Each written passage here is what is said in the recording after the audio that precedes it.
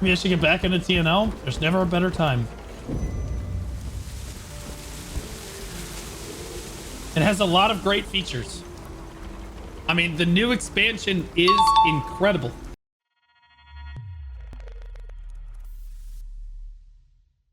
So, we did a lot today. We basically tried out essentially all of the new content that we could. We did all the way through the main story. We went from 50 to 55. So we did the main story. That took about 3 to 4 hours. Some people said they were getting it done in 2 hours. I think that's a little scuffed. That's a little crazy. But I do think that like 3 hours is like realistic. 4 hours is if you're going slow. Maybe 5 at maximum if you really can't figure out what to do and you're watching all the cutscenes. You're looking like, you know, it's not too bad to get to level 55. I would say overall the quest experience was okay. I didn't really run into anything that I couldn't solve in like within a couple attempts of trying. Going through the main story, the only thing that was challenging was the bosses were kind of meat shields sometimes. The puzzles were like super easy to solve. It like literally like 5-year-olds could do it. If you're wondering what my gear was going through it, this is what it was. This is what my gear was. It was about 3,800 or so. So nothing crazy. I think that's probably a good benchmark for a lot of players, mainly because a lot of people dropped the game and are coming back for tier 2 and are veteran players. If you're a new player, it might take you a little bit longer to do that. But they do give you gear as you're finishing the main storyline. And that gear is kind of important to make sure you try to take the correct stuff. So like make sure you look up like a max roll guide or whatever when you go to take the gear. I'm not sure if mine is necessarily right. Like you see, I got a bunch of extra gear. We're going to talk about that in a second. But like, yeah, you kind of just, when you're accepting gear in Throne and Liberty, guys, you should just have a general idea of what stats you're trying to build. In my case, I looked up the max roll guide by Eli. He's basically the prophet of healers. And he says it's melee, range, basically all endurance. No evasion. Just go all endurance. All endurance. And so like things that have endurance are going to be really good. I will be transitioning into a bow wand. Right now I'm a staff wand. And I will be transitioning over to a bow. There is on the battle pass, and this is something new for the expansion. On the battle pass here, if you look at this, at the end of the battle pass, there is a free weapon mastery conversion book. I plan on moving that over to bow so that I can actually be just the healer that I wanted to be the whole time. So that'll be fun when I finally do get to do that. But yeah, if you're worried about like, oh man, I wanted to try out a new weapon, or maybe like you weren't feeling the weapon that you chose originally, you will get this just naturally. You don't even have to buy the battle pass. You will get it with the free-to-play version, no problem, at the end. And it's pretty easy to level up overall. It'll probably take you a few days of playing really actively to kind of get there. You can see that if I claim everything that I did today, I'm already, what level am I now? I'm level 8 already, which is pretty crazy. And that's just one day.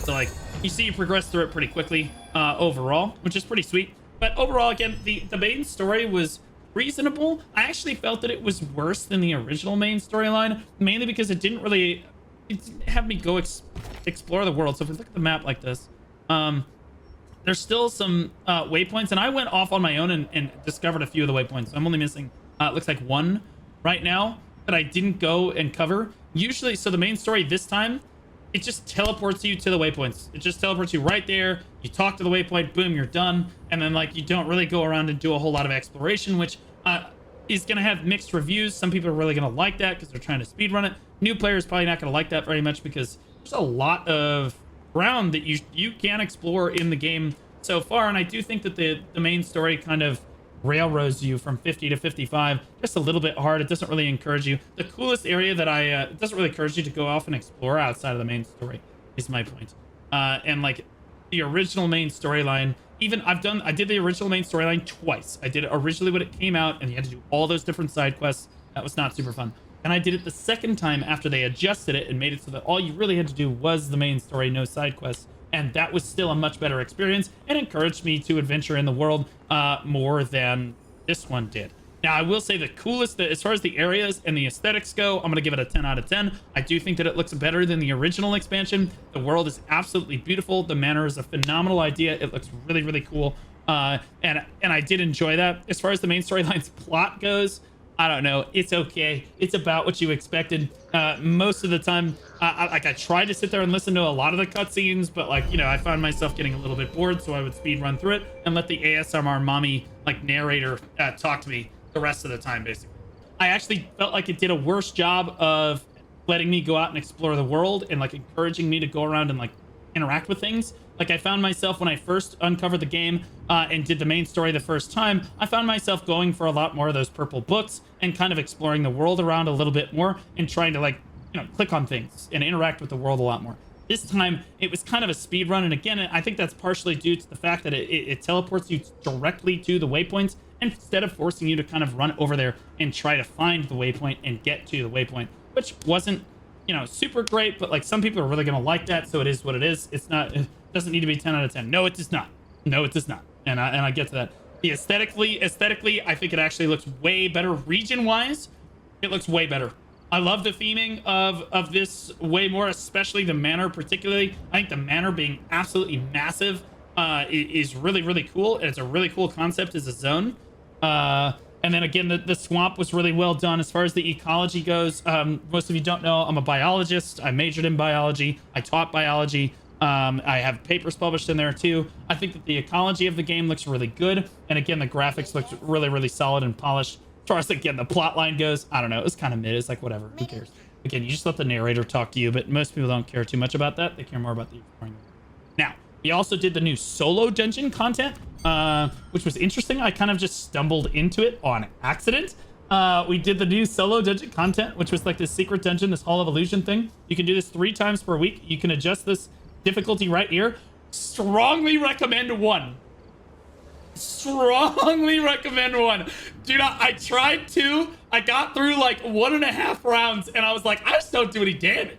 But again, I'm not fully maxed out on T1 gear. I think I'm a good representation of what players look like when they put the game down originally, about 3,800 or so. Most people are going to be kind of in that ballpark, 35 to 3,800. If you're coming back to the game, if you're higher than that, amazing. Maybe you can try it. If you're like 45, 4,600, you should be able to get it done. But as a warning, it is pretty significantly harder. Like Grenton was probably able to get it done today. Cannon may have been able to get it done today. But yeah. So we did Hall of Illusion. And I'll tell you guys, this takes you some time. It took me like an hour to get through it, even on the first difficulty at my gear score. It took maybe not an hour, maybe like 30 minutes, 30 to 40 minutes or so to get through it. And I basically one-shot each of the regions. I had to reset, I think. No, I didn't have to reset at all going through this, not one time. Now I will say I did the rank 2 version and I got farmed. Ran a train on my ass. Okay, so don't do that. I still was able to get through the first round just by being a solid gamer. The second round I almost got through, but I just don't do any damage is the biggest problem, and that's fine. As far as the solo content goes, I think it's actually pretty good. It allows me to, for the first time in Throne of Liberty, I feel like I can log in and play by myself without necessarily having to interact with other players, which is okay, but I will warn you, it's going to take a lot longer than just doing the normal dungeons. Okay, and you can do this 3 times per week. It is my understanding, 3 times per week. But like, it's gonna take you a little bit longer than a lot longer than the co-op dungeons. Now that being said, there are new co-op dungeons. We tried those too. We've done all of those, which was really, really fun. I actually had more fun with these co-op dungeons, these tier 3 co-op dungeons. I had way more fun with these than I have with any of the dungeons that happened previously.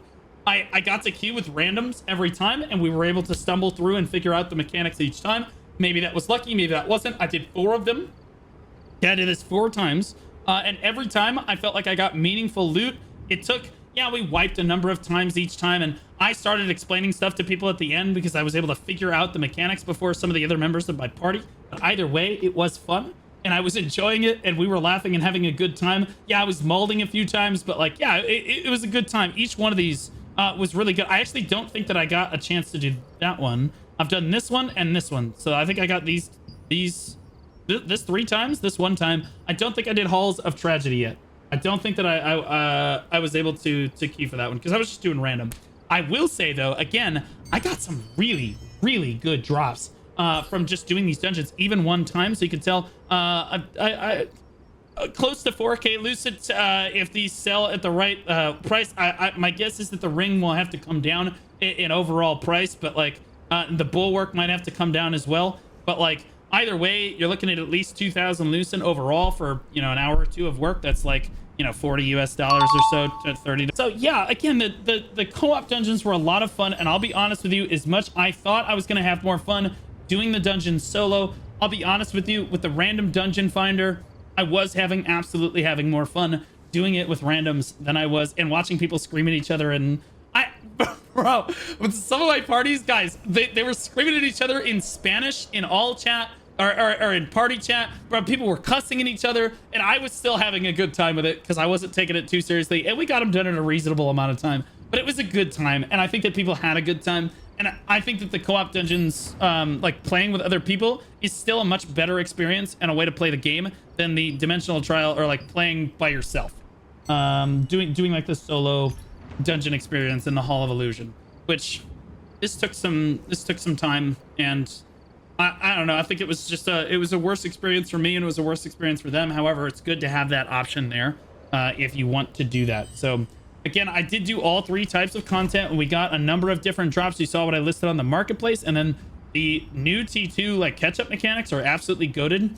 I'm a returning player. I haven't played the game actively. I will just fully admit I played the game actively in like 2.5 months, maybe 3 months, because I've been running tournaments and doing other stuff. Usually I focus on making content for the game or for playing the game proper. This is my first time that I've been able to jump back into the game in 2.5 to 3 months. And I'll be honest with you, I'm probably in the same boat as a lot of other people. So when I say, again, the catch-up mechanics are pretty damn good, I mean, like, there's the way they do the weekly rewards is now new and different, and you can kind of play the way that you want to, and there's more options for what you can do to get through your weekly rewards, which is good as a W. So again, it shifts the game away from just being a railroad, you have to do this every single day or you're griefing, and pushes it more towards kind of a sandbox where you can kind of play yourself and do the parts of the game and the aspects of the game that you really enjoy. So this is much stronger than the weekly system that they had before. I also feel that the login rewards and stuff that you're getting during this time is also really good. Like, again, these catch-up mechanics are crazy. Like, guys, I haven't played in forever. Look how many stones and stuff I got just for playing the game today. Like, you get crazy growth stones, and I understand that the T2 gear kind of absorbs them, but at the same time, you don't have to go to T2 gear right away. And I think that that's been, you know, you look how many skill points, look how many precious skill books I got. That's amazing, because now I feel like, okay, well, now I can actually play the new class that I want to play and level up the skills that I want to level up. On that note, I actually think it's really interesting. There's this new thing, and Gretton made a great video about it. Amazon sponsored him to make a video. He was definitely the right person for that job. There is a new weapon mastery tree that just came out. And again, not Gretton. He's your guy. He explains all this. It's awesome. He does a great job of breaking down everything that kind of goes into this and everything. And I was much more educated when I looked at it today. But even still, I'll be honest with you, he undersells it a little bit. There is like he's like, oh yeah, it's super easy. You just pick what you want to play. It's so easy a caveman can do it. Well, I can't do it. So apparently I'm less than I'm an idiot. Okay. So there were some confusing aspects of this tree. So apparently there are 4 different aspects of this tree that you can go into. If you guys don't know, there's the support tree, the damage tree. I don't know what that one's necessarily called, but it's like, I don't know. And this is the defense tree over here. I don't know what this one's necessarily called, but like this one gives you maybe PvE, I guess, PvE damage focus. It's the PvE tree. Tactics? Okay, tactics. Whatever that means. But anyway, as I read over here, there's a lot of increases all species damage boosts. So there's damage boosts over here, which is good. This looks like it's more... I don't know. I didn't even look at this one. Increases base damage. So this looks like PvP damage. I mean, yeah, it'll do more damage in PvE too, but... Yeah, so if you want to focus your playstyle more on damage, you can do that. If you want to focus on defense, you can do that. I'm going to be a shot caller healer. So again, I'm transitioning. I am re-rolling from a stat wand to a bow wand. Because I feel that it will be a better experience for me as a player, which I think brings me to one of the very important aspects.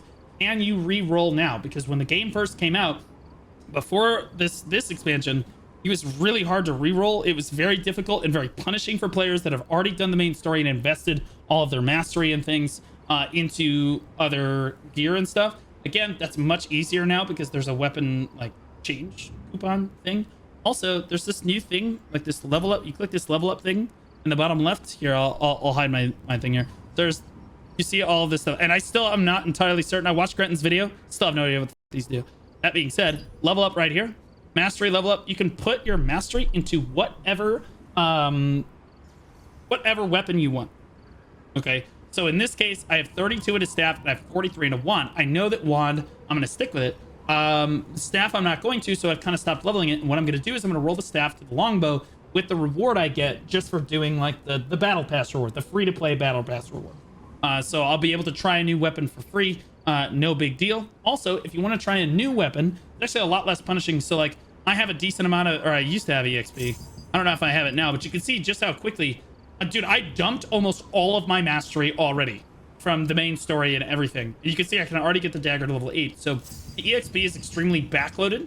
So in other words, trying to max it out, there's like a soft cap and a hard cap in how much EXP you're dumping into each level. If you just want to reroll and you've only dumped like 20 levels into a weapon, it's not going to be that big of a deal. It's much easier to approach from that perspective.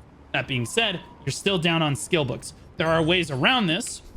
When you come in here and you look at your skill book tree, this is still a problem. Okay, as far as I'm aware, they haven't adjusted how many skill books you can actually get. I will say for this, okay, to be clear, you're getting a shitload. The main story gave me 113 precious skill books, and for those of you that don't know, you can dissolve these into like the blue skill books. You're basically maxed out on blue skills. You're going to purple immediately on all of your skills. You could just do that on a new weapon. So it does make it a little bit easier. There's also ways to do it in the loyalty pass as well. If you open the shop up and go to like ornate coins down here, there should be, yeah, so you can buy all these. Here's the precious skill books. You should buy these, and then you can break them down, and it'll help you level up a little bit faster. That's definitely usually the best choice, especially for new and returning players if you're trying out a new weapon.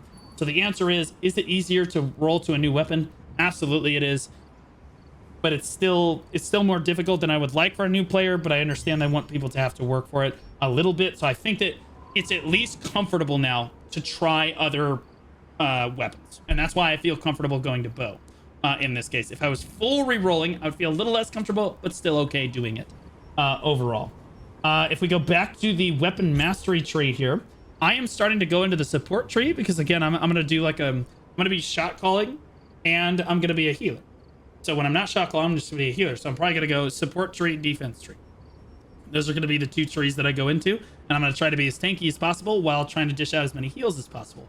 So like, again, that's the play style that I want to approach. But if I was going to stay with my staff one, I would probably look at some sort of damage loadout. And again, you can change these. There are presets for these now. So at the bottom of your screen, you can see you scroll through here. If I'm in a dungeon and I have to DPS, I can have like a DPS loadout for my staff wand if I wanted to. And that's what I liked about staff wand is that it's really, really diverse and it's got a wide variety of things that you can kind of do with it. Alternatively, if I want to be a healer, I can my initial loadout. I'm still reading through and like you have to unlock each of these with Solent. Usually the first ring is just Solent. The second ring does require more stuff and the third ring requires more stuff. But once you have it unlocked, my understanding is that it stays unlocked, which is good. But like, yeah, it does require materials to unlock for the first time. It's a little complicated, but at the same time, I didn't feel overwhelmed. I watched one video on it and basically went in blind outside of that. Trenton did a good job of explaining it to me, but again, I'm kind of an ape. And I was able to figure it out pretty quickly.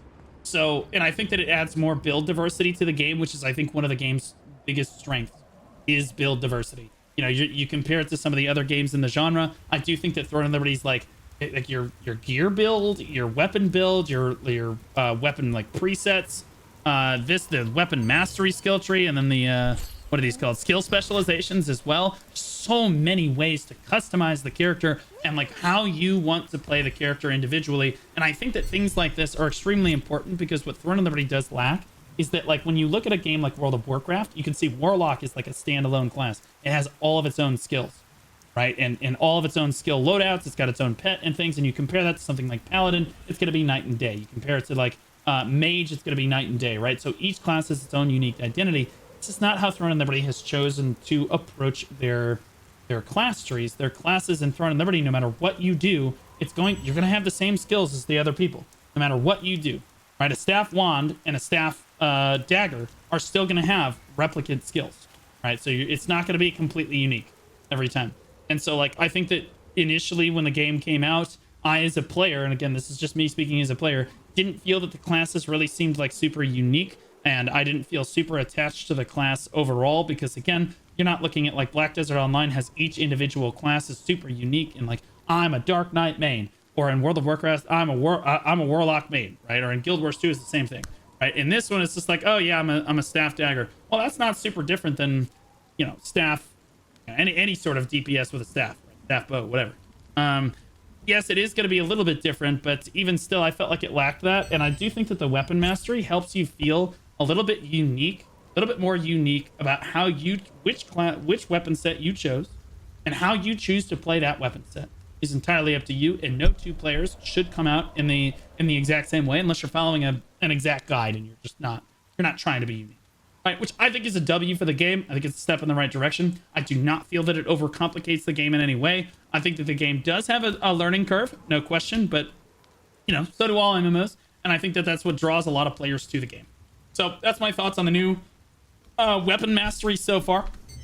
You know, and the passives that kind of go along with it here. Have I missed anything?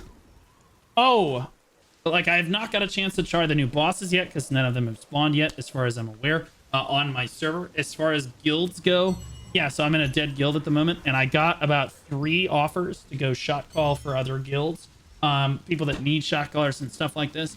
I think that I actually am going to do that. I think that I am probably going to ask somebody if they need a shot caller.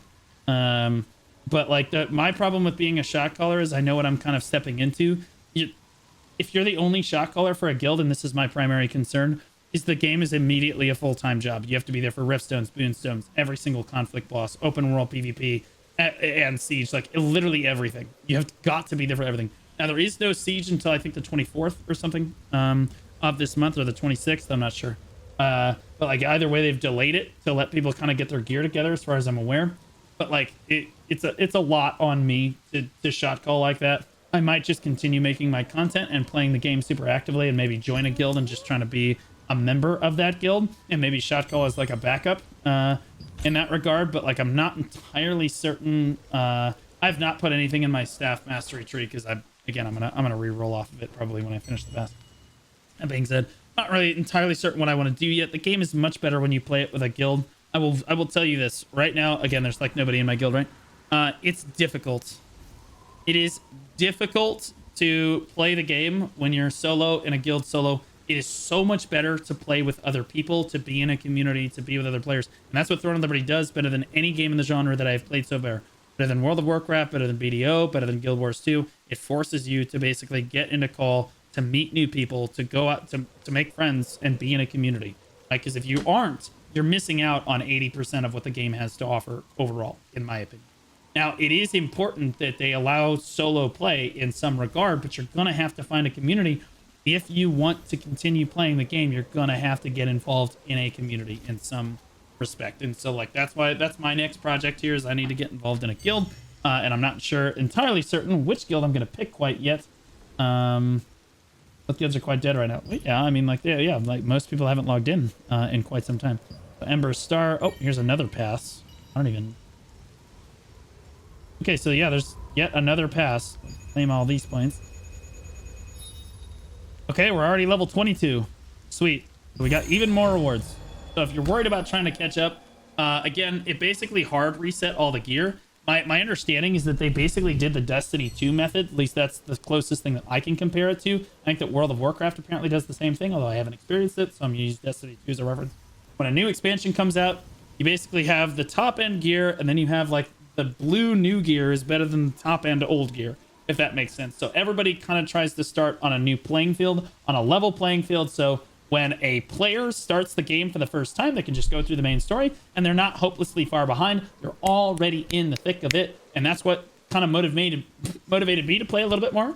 Join us. Who's us? Anyway, that's what kind of motivated me to join, or I mean to play the game a lot more actively. And I would like to continue playing the game actively, although I'll be honest, if I don't find a guild to participate in, I highly doubt that is going to happen. Because again, I think that you kind of need a community if you're going to play the game actively. And I would like to this time I want to be able to do gear advice for people. I want to be able to understand the game more than just like, I understand the game like large scale PvP. I understand that through and through. There's no one that understands that really better. I've reviewed so many VODs. I've reviewed so many different like Rift and Boonstones, all the different strategies, shot calling. I get that. But like understanding the game on a much more fundamental level, like what builds are good for what classes and what people need to, like what is good in what format of content, etc. And then different mechanics for the dungeons and stuff. I would like to expand on that a lot more. In order to do that, I'm going to have to get into a guild and ask a bunch of questions and try to figure that stuff out. Because like, you know, some of these other content creators like Grenton and Cannon and them, they've been playing since Korea. They've been playing since the open beta. I'm the only content creator, as far as I'm aware, that has a solid amount of viewers that literally just started on early access with absolutely no knowledge of the game. And like, again, I played really actively for like the first 2 months and then just completely burned out on it. Couldn't handle it anymore. Continued to make content for it. Made the biggest events that the game has seen worldwide over the last 2 months. And that was a lot of my time, but it also sacrificed my ability to learn the game. So I would like to learn like the individual mechanics of the game and the builds that people are going and why they're approaching the builds that way. And that's going to require me to get into a guild. And I'm going to have to do that in the next 3 days because I only have one server transfer coupon unless I want to spend the money, which I do have a decent amount of Lucent, right? I have 6,100 Lucent plus the stuff that's on the marketplace. So I'm not super concerned about that. I just need to figure out who's going to accept me, who wants another healer. I promise I know what I'm doing. Maybe I don't have the gear right quite yet, but I understand positioning better than anyone else. I can shot call. I do lend to guilds, right? Free transfer at the moment. Yeah, they're giving new ones. Oh, okay. So there's still transfers. Okay, so yeah, I need to, if your guild is recruiting or maybe you want like a shot caller, I'm worried about doing it full time. I need to be able to make my content, whether it be for Black Desert or for Throne of Liberty or even for Monster Hunter or whatever. I need to be able to do that, right? Like I can't just drop what I'm doing on a sponsored stream or something and come and shot call a Riftstone or do like conflict bosses all day long or be expected to do that all day long. I need to be like, when it's convenient, yeah, I can do it. But like I can't, all the time is a little much. All the time would be a little much. Come to Press W. Press W did reach out to me. They absolutely are on my list. I'd love to, but I don't know where that DM went. They're one of the guilds that I'm not going to disclose the other guilds, but like since you mentioned them, they're one of the guilds that reached out, and they were the first ones to reach out, and I was like, not a bad option, but I wasn't quite sure yet how hard I wanted to go on T2. Now that I've experienced the content again, and I'll be honest with you, and this is a big question that I should have answered earlier. Are you having more fun with the game now that Talandre is out than you did originally with the game? The answer is 100%. It was a much better experience today than when the game originally came out. The dungeons were good when it first came out and everything was new and fun. But when you look back on it, you're like, okay, were the dungeons interactive and fun to do? Not as much as these. I don't know. I just had more fun with these dungeons. And then now I have the option to do solo content too. The way the weekly pass progresses doesn't make me feel like I have to do these very specific things all the time. You know what I mean? Like, the gameplay loop, I think, looks like it has improved to a point where it's bearable and I can actually do this and get to the content that I actually want to do, which is the conflict bosses, Riftstones, the Boonstones, and Siege. Right? Like, that would be fun. Join Cannon's guild. Cannon is another person that reached out. I did talk to him. He's a little apprehensive, I think, that I don't want to shot call all the time. I think what he's looking for is he wants me to literally be there all the time. I don't know if I can commit to that. Like, bro, this morning I had to be at an operation for a member of my family, right? So I barely got live in time to even see the start of the patch, right? So like it is a little rough. So I think that if he had reasonable expectations for me, I think it would probably be okay. I think that if Press W had reasonable expectations, it would be okay. I would like to be in a competitive PvP guild. They do not necessarily need to be winning. They need to be reasonably competitive. We can't just be like showing up with like 20 people and then just getting rolled. Now, I will say, oh yeah, this is another thing that I should go over. The new conflict bosses and how they've kind of organized those, and then is targeting improved? I don't think that the targeting patch has actually hit live servers yet. If it has, I have not actually participated in PvP enough to know yet whether or not it is actually fixed.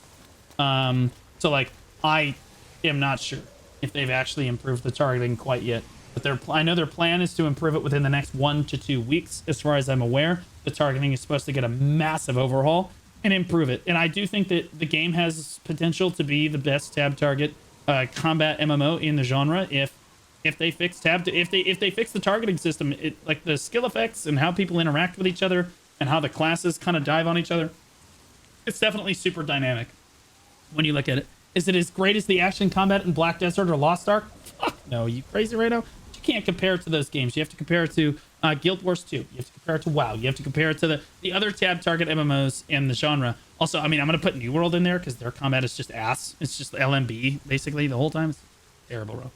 That's also the reason Stoops didn't want to join Cannon's Guild. Yeah, man, like, he wants to go super hard. And, like, I want to be able to play the game, but I don't want to have to do it 60 hours a week. Does that make sense? Like, my problem, and the part of the reason I enjoyed this so much today was that this was a much more casual, laid-back approach to the new expansion.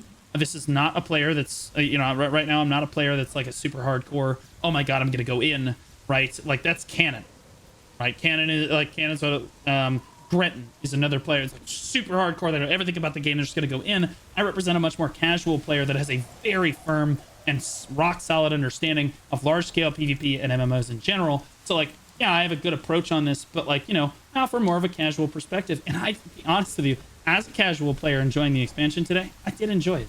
There were aspects that I didn't like as much that I covered before, but, like, I did enjoy it, and I enjoyed it better than the original launch, that's for sure. And with the targeting changes coming through, I think that's going to be great. My reservation, if you want, okay, well, what do you think is going to go wrong here? I'm not entirely certain they're going to fix the target system all the way. I'm not sold. They've sold us a lot of things, but I've had developers tell me many things in the past and then just absolutely shit on me. So I'll believe it when I see it. But assuming they can fix it, it should improve the combat dramatically. Number two, I'm very concerned that I'm going to struggle to play this game not as a full-time job.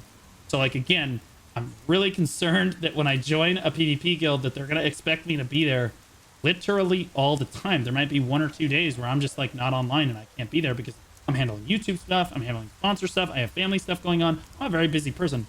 So, like, I'm a little concerned about that. But, like, if I can strike the balance in a PvP guild, and this is going to be the leveler, because in BDO I can do this. If I can strike the balance between being able to log in and play actively on certain days of the week and like being able to be there and enjoying the game, and also like not being there on other days of the week or at certain times, I think that it's absolutely doable, like super doable.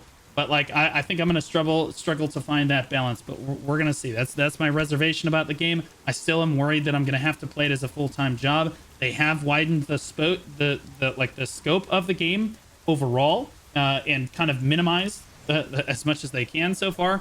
How much of like the chores you have to do. You can see how much currency there is in the top left. This is pretty daunting. But my understanding is that these dimensional contract tokens, you run these down really fast now because you can open like 2 or 3 chests at a time. So like that should be much easier. And then these dimensional contract tokens, these only come down 900 at a time. And I did 4 of them today, so it was a little obnoxious. And then again, you can see that my abyssal contract tokens, that's going to take a while too. I am a little concerned. It still seems a little bit chory. It does seem a little bit chory still. And like trying to keep up with my own progression on top of trying to manage my content and making sure everybody's having a good time. With that, I think I'm going to struggle a little bit in that regard. MMO is a chore. It's okay. Well, all MMOs are chores to some extent. BDO is a chore. WoW is a chore. This is a chore. But like,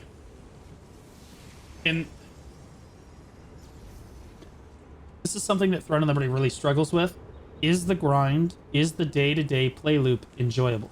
For most players before Talandre came out, the answer to that question is no. Even to the veteran players that were still playing the game, they fucking hated the day-to-day play loop.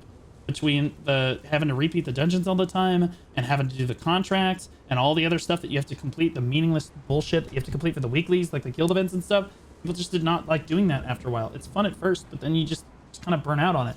And you can compare this. I don't like comparing it to BDO very often, but BDO's gameplay loop is to go out and grind for X amount of hours, however much you want, however much little you want. You can AFK fish in the off time, right? But there's a lot of different things that you can do in BDO to kind of get around being burned out on the game. And Throne of Liberty, there's only really one thing, like one set of things to be doing. There's not like a wide variety of life skills yet involved in the game, or systems like crafting and things like this that you can really kind of dive into and do that instead of all the dungeons, and do that instead of all the PvP content. And I think that, like, again, the gameplay loop for the game is part of a large reason why players get burned out and they don't want to play the game anymore.